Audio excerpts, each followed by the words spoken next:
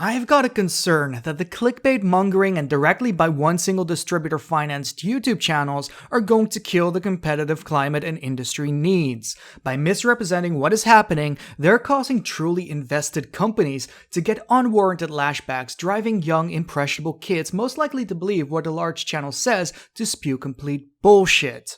I'm concerned that Amazon Prime and Netflix may be slowly bringing about the death of this golden age the anime fandom has enjoyed for the last few years. By mishandling their shows, they're causing truly great series to be ignored and driving die-hard fans, the people most likely to spend their money on their favorite anime, into the arms of pirates. So I just watched Mother's Basement's videos talking about how the golden age might get killed by other companies funding the creation and distribution of more anime.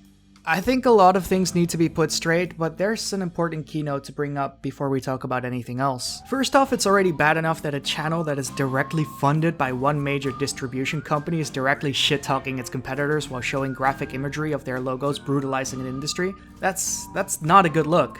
It's bad enough to be clearly funded by competitors, but to also try and distill a sense of mistreatment through visuals like these while going after them, that is several steps over the line. Now, I could spend this entire video talking about Mother's Basement and his video directly, but instead I want to raise a counterpoint and say that Crunchyroll itself might be the one damaging the anime industry by breeding this kind of hostility. Mother's Basement isn't the problem himself, even though he puts himself on the forefront of it with his bad video. Mother's Basement is just a product of Crunchyroll's PR. And the problem with Crunchyroll and their PR has been a thing for a while now. First off, there's Crunchyroll's tendency to promote themselves as the way to promote the industry, downplaying any and all other ways to support the industry. There's a lot of reasons why I disagree with it, but before I start, I think I need to explain how anime is typically made and funded since Astro Boy kicked that all off. The first thing you need to understand is that anime is aired at a loss, and that, for the format, this is normal. Traditionally, a TV network pays for the animation series and pays for its production. The animation studio starts off with a profit, and the advertisers for the TV network keep the time slot profitable. Later on, additional revenue is made from repeat broadcasting, selling off international airing rights, merchandise, video, DVD, Blu-ray sales. Anime works differently, and it pretty much started that way when Osamu Tezuka lied about the cost to create Astro Boy, covering for the difference in cost out of his own pocket, and along the way in production, he found many ways to cut down the cost even further, reusing stock animations, halving the frame rate, extensive opening and ending animation sequences, eye-catch animations before and after advertisements. All these meant less things needed to get animated each new episode. It still aired at a massive loss, and in the meantime, he retained rights to merchandise sales, which more than made up for what he spent making the animation series a reality. This act would end up normalizing this sort of budgeting, and it's the cornerstone of the anime industry. All of it airs at a loss, with sales of merchandise, manga, and video package sales making up for it later down the line. If you've ever complained about how unreasonable Blu-ray prices are, now you know why. Without pricing it like that, this market would have never even been possible. It looks weird to us because regular TV shows that we get in the West, they don't need pricing like this, because they already made their money back by simply airing. Everything after the fact is just a bonus. Most of the time when people find out that anime has been airing at a loss, that's when you start getting your typical anime's dying type of video and article, because it's all too easy to look at it with the eyes of a non-crazy person working within the Japanese industry and think that this doesn't look like something that's possible to exist in the long run. It's also why the West isn't mass-producing anything of this quality. Nobody in their right mind would be okay with this sort of business practice. Though there's another trade-off with Blu-rays and DVDs especially. After having aired on television for practically free, there has to be an incentive for audiences to buy those expensive releases. Especially these days, Blu-ray releases tend to be touched up in terms of animations, fixing animation mistakes made during the rush to the air date deadline. The differences in qualities between the two can be extreme at times. Basically, what airs on TV is not the finalized product. It's like an advertisement, a trial version, of the for-sale product at the end of production, which is the DVD or Blu-ray version. Why am I hammering down at this point? Because Crunchyroll airs the TV version. What they end up archiving, even long after the series finishes airing, is the version that aired on television for the sake of having it up as soon as possible. Speed is an understandable reasoning by itself, but cost is a secondary one. The TV version not being a finished product means that it's also much cheaper to pay for that license, and cutting corners is one of Crunchyroll's strong points. Paying for temporary streaming licenses for currently airing shows is one thing, but then also silently lowering bit rates and then reversing it when they're caught doing this, that's a whole other problem. These are points that you typically don't hear brought up on YouTube, especially not from people aggressively promoting Crunchyroll's services. Even though it harshly misrepresents the quality of a lot of series that are left remaining on the servers long after the Blu-ray version has gone up. It's also something that directly opposes the current criticism of Netflix not immediately airing anime that they air, because on the opposite end of Crunchyroll, with immediate lower quality releases, Netflix waits until they can publish the Blu-ray quality release worldwide. So while you might have to wait until the season is over, you get a dramatically better product when it's finally out. Well, I personally think an approach right in the middle of the two might be the best solution, releasing the differing quality versions as they both come out, with maybe a notification or news announcement making it clear that this change has occurred. I'd prefer the higher quality release than the immediate. Though thinking about it logically, it's going to be twice as expensive to do this because you will have to pay for both licenses, the TV version and the later more expensive Blu-ray version. The two differing quality releases aren't something that are new to the anime industry either. Back in the old days of fan subbing, you would have two different subgroups: speed subs and archive subs. Speed subs would rush their translation out the door in time with the newly released episodes. They'd be inaccurate, full of style issues, and have all sorts of issues, but they were out as soon as possible after original Japanese airtime.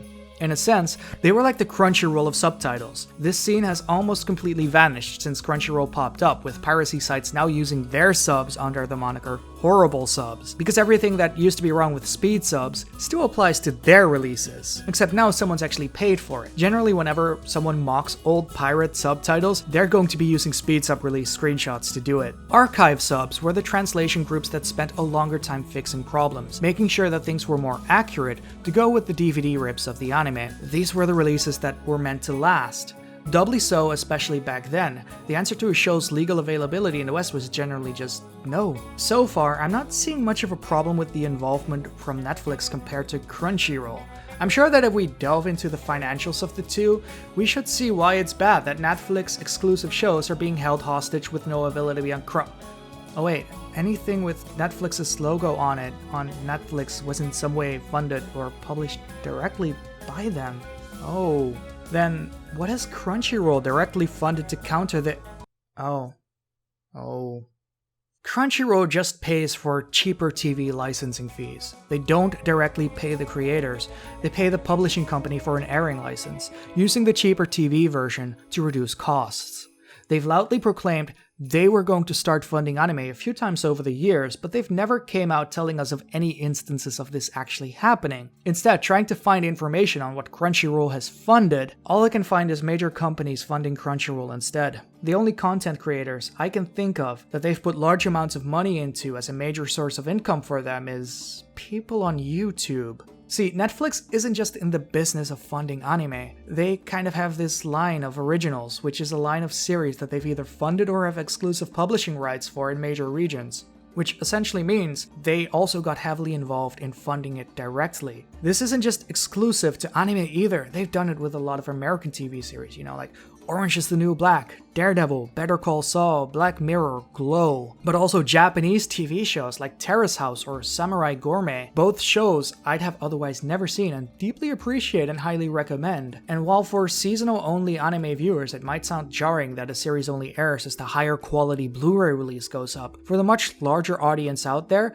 this doesn't do any harm at all. Regular audiences are the types to binge watch shows when they're done, watching it in their own time instead of being invested in the weekly-to-weekly draw. When heavily promoting a newly funded show on a service that especially has that draw of watching something in bulk, I don't think it hurts to have as much as possible, as a lot of people seem to think it does. Then there's the fact that this license is also a lot more expensive than the TV aired license. Netflix is already kicking back way more money than Crunchyroll is just by having this exclusive right. I don't think that this does as much harm as people think that it does, because the money is already there, and well, for those diehard people who go completely fucking insane about it not being there and watching it on pirate sites, well, they're still watching it, and if they're going to spend money on it, they're going to spend money on it later anyway. But it's especially jarring when you have some insane people who act like being told to wait a few months means that it will never ever come out. So you have to immediately pirate it because it will never ever be out in the history of ever, and this is the worst. Please give it now or it will never be out when it's out in a couple of months. You have to be deranged to function like this. Maybe it's because I'm old and I still remember the days of there being actual no availability, even pirated, but a few months waiting time for the cleaned up archival version is hardly the end of the world. It also means that the version up on Netflix is higher quality than what you would have previously pirated as it aired in Japan, as that was the domestic TV release of the series. And I might sound like a Netflix shill now, and I'm really not. Living in Europe with the selection that we get here, it is incredibly hard to be favorable to the service. I almost exclusively use it to watch old Star Trek episodes because anything else that I try to watch on it isn't available here, with the exception of their exclusives. With the recent witch hunt that has been set on them in favor of sites like Crunchyroll, just because they got a few major titles that I guess CR's paid advertising platforms hoped they could make paid promotional videos for, I just can't agree with it. Especially not when most of the argument is availability outside of America, when that's one of the main problems that Crunchyroll has outside of America. Try watching stuff on Crunchyroll when you live in Europe. Good luck. A lot of the shit that they advertise they have, they simply don't have here. And they tend to have much shorter time periods of availability for almost everything here. It's actually awful. And the fact that Crunchyroll is so aggressively going for these licenses and wants them exclusively to them means that availability in the rest of the world becomes a bigger issue because hey, it's in Crunchyroll, so why should we publish this? It's the same problem that used to be there when Hulu just started, when availability for a lot of shows outside of America was just zero because hey, it's on Hulu, so why should it be here? Because we don't get Hulu. It's also not helping that I'm not the biggest fan of Crunchyroll, especially because of their PR person, Miles, to begin with. Being in PR shouldn't mean that you spend your entire day calling every single person who watches anime in other ways than Crunchyroll pirates on Twitter. You seriously need to rethink your PR game, because it's going to come back to haunt you one of these days. I've seen people unsubscribe from Crunchyroll after they had a run-in with Miles when they realized that this is the guy that they have in charge of PR. Miles is a guy who called me a pirate when he saw my anime collection and my manga collection, the Gunpla that I own. The guy is not okay. And I'm not advocating piracy, but I do think that if anything is going to hurt anime in the long run, it's the hostile atmosphere that Crunchyroll is breeding towards its competitors right now. Both indirectly, with a 24/7 show like Mother's Basement opening fire the second anything is done related to anime that isn't through Crunchyroll, because this is hardly the first time for him as well, but also because of people like Miles, who fight everyone who dares to consume anime in a way that isn't through Crunchyroll, as well as their slogan which misleads people into thinking that the Western anime distribution industry and the Japanese creative industry are the same thing, and that all of your money goes to the creative side, not the distributive side, because the creators need to pay their bills as indirectly as they possibly can. Anyway, this was AboveUp. I hope you enjoyed this video, and I will see ya.